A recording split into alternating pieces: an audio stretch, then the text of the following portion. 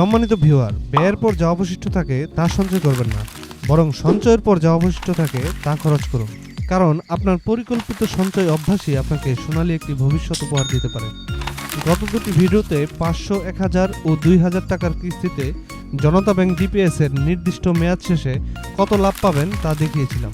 আজকে আপনাদের to the পয়েন্টে জানানোর চেষ্টা করব, আপনার জমার পরিমাণ যদি 5000, 10000 থেকে 25000 টাকা হয়, তাহলে মেয়াদ শেষে আপনি মুনাফা সহ কত ফেরত পাবেন। এবং ভিডিওর শেষে জনতা ব্যাংক ডিপিএস এর দুটি ধামাকা সুবিধার কথা বলবো, যা বেশিরভাগ গ্রাহকই জানেন না। জনতা ব্যাংক ডিপিএসটি 10% চক্রবৃদ্ধি মুনাফা দিয়ে থাকে এবং এটির মেয়াদ 5 বছর ও 10 বছর হয়ে থাকে। প্রথমে আসি, আপনার মাসিক জমার পরিমাণ যদি 5000 টাকা এবং মেয়াদ 5 বছর হয়, তাহলে আপনার হিসাবটি কেমন হবে। 5 বছর অর্থাৎ 60 মাসে আপনার নিজ হাত থেকে মোট জমা করবেন 3 লক্ষ টাকা। 10% চক্রবৃদ্ধি লাভ সহ মোট প্রদেয় দাঁড়াবে 3,86,147 টাকা। অর্থাৎ আপনার মেয়াদ শেষে মোট মুনাফা হয় 86,147 টাকা।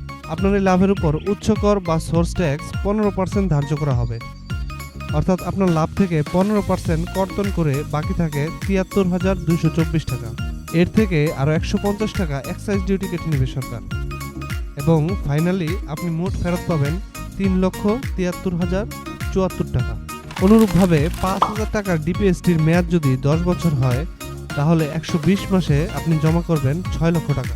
লাভসহ মোট 10,08,042 টাকার উপর 15% উচ্চ কর ও 3000 টাকা এক্সাইজ ডিউটি বা আবগারি শুল্ক কাটার পর আপনার মোট প্রাপ্তি হবে 9,43,835 টাকা। আশা করি হিসেবটি বুঝতে পেরেছেন।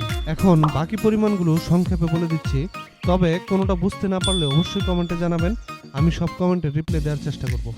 তো পরবর্তী ধাপ, মাসিক কিস্তি 10,000 টাকা ও মেয়াদ 5 বছর হলে মোট জমা 6 লক্ষ টাকার বিপরীতে সোর্স ট্যাক্স ও এক্সাইজ ডিউটি কাটার পর মোট ফেরত পাবেন 7,45,950 টাকা। আবার মাসিক 10,000 টাকার 10 বছর মেয়াদ শেষে 12 লক্ষ টাকার জমার বিপরীতে মোট পাবেন 18,90,671 টাকা। এবার আসি যারা মধ্যম আয়ের মানুষ, অর্থাৎ যারা আরও বেশি টাকা কিস্তিতে জনতা ব্যাংক ডিপিএসটি করবেন, তাদের রিটার্ন সম্পর্কে। আপনাদের সুবিধার্থে 15,000, 20,000, 25,000 কিস্তিতে 15% ভ্যাট ট্যাক্স ও এক্সাইজ ডিউটি বাদে যে মুনাফা আসল পাবেন তার দুটি লিস্ট তৈরি করেছি।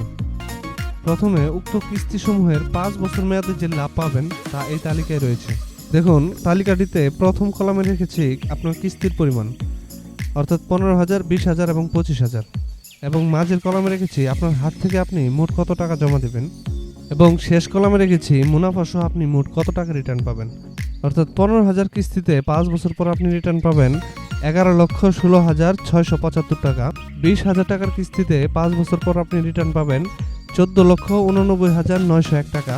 এবং 25,000 টাকার কিস্তিতে 5 বছর পর আপনি রিটার্ন পাবেন 18,63,126 টাকা। এবং উক্ত কিস্তিসমূহের মেয়াদ যদি 10 বছর হয়, সেক্ষেত্রে 15,000 টাকা মাসিক জমায় 10 বছর জমানোর পর আপনি 30,37,507 টাকা ফেরত পাবেন। 20,000 টাকা মাসিক কিস্তি হলে আপনি 10 বছর পর ফেরত পাবেন 37,84,342 টাকা। এবং আপনার কিস্তি যদি 25,000 টাকা হয়, সেক্ষেত্রে আপনি রিটার্ন পাবেন 47,29,178 টাকা। ভিডিওর শুরুতে বলেছিলাম দুটি ধামাকা সুবিধার কথা বলবো। প্রথমটি হচ্ছে, আপনার ডিপিএসটি 5 বছর বা 10 বছর যে মেয়াদেই হোক না কেন, ন্যূনতম 1 বছরটি পরিচালনার পর আপনি যদি আপনার ডিপিএস এর বিপরীতে ঋণ নিতে চান, তাহলে আপনার মোট জমার 80% পর্যন্ত ঋণ নিতে পারবেন।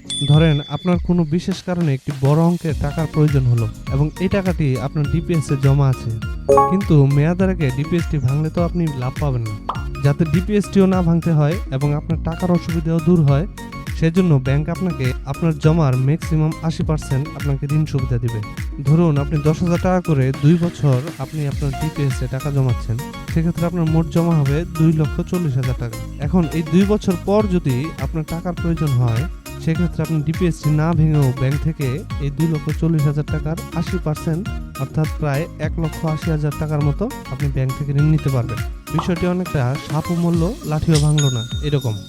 অপরটি হচ্ছে, আপনি যদি ডিপিএসটি করার পর মেয়াদ পূর্তির আগেই মারা যান, তাহলে আপনার ডিপিএস এর নমিনি মেয়াদ পূর্তি পর্যন্ত এটি পরিচালনা করতে পারবেন এবং মেয়াদ শেষে অর্জিত সম্পূর্ণ আসল ও মুনাফাই প্রাপ্ত হবেন। তো ভিউয়ার, আজকের ভিডিওটি এই পর্যন্তই ছিল। ব্যাংকিং রিলেটেড পরবর্তী ভিডিও দেখার জন্য আমন্ত্রণ জানিয়ে আজকের মতো এখানে শেষ করছি। ধন্যবাদ।